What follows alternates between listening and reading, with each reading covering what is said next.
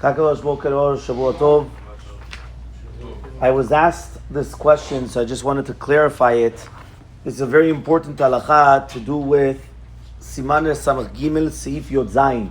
We're talking about, for example, let's say you go to an early minyan on Friday evening.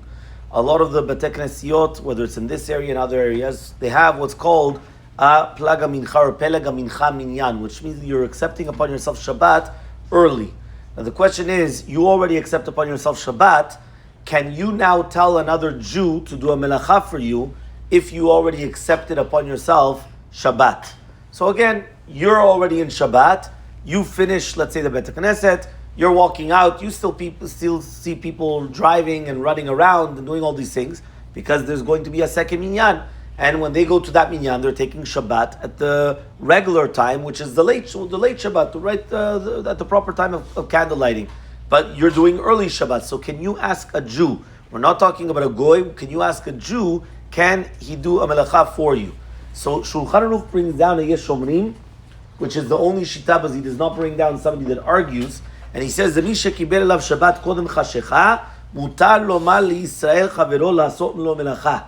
You're allowed to come and tell another Jew to do a melacha for you, right? Now he says why? Because obviously the fact that he is permitted 100% to do melacha, so you're allowed to come and ask him explicitly to do a melacha. There's a whole question, why don't we say shliach shel adam kemoto, right? That Bli Neder will speak about that another day, right? Which means that ki'ilu, that if he's your shaliach and you cannot do it yourself, so how could it be now that you're going to come and tell him to do a melacha for you? Now again, we're not talking about that you're letting him do a melacha. You're asking him explicitly to do a melacha for you. Turn on my light, right? Put my watch or whatever it was, put it in the safe. Now this is even if it's not going to be for a mitzvah.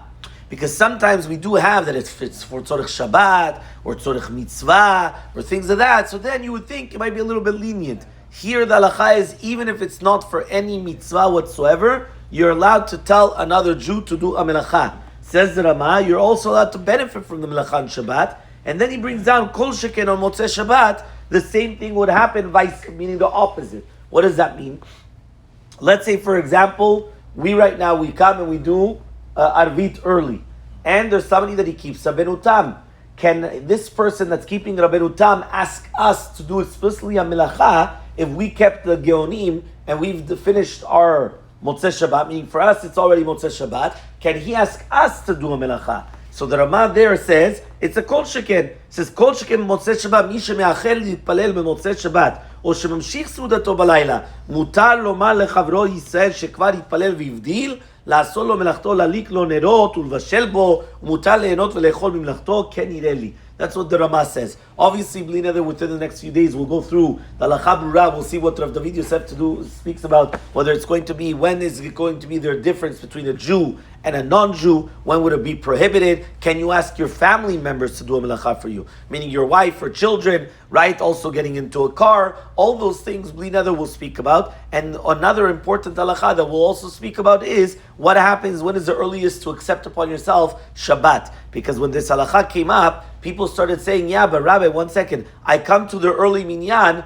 and we already lit candles. Now the question is, 1 second, we know that the earliest time to light candles is Plaga Mincha. So if you're coming before Plaga Mincha to pray Mincha, right, because obviously you're not going to do a contradiction that you're going to say it's day and night time in the same time. So you're going to pray Mincha before Plaga Mincha. So if you're already lighting candles then, how are you making a bracha and accepting upon yourself Shabbat? You can't do that. It's only afterwards. So Bli Neder, within the next few days, right, and in Shabbatot, we'll go through all these halachot, so that way it's very, very clear when is it permitted, the earliest time to accept upon yourself Shabbat. Are you able to go into a car afterwards? What are you allowed to ask another Jew? Not ask another Jew. What are you allowed to ask a goy? V'chule v'chule.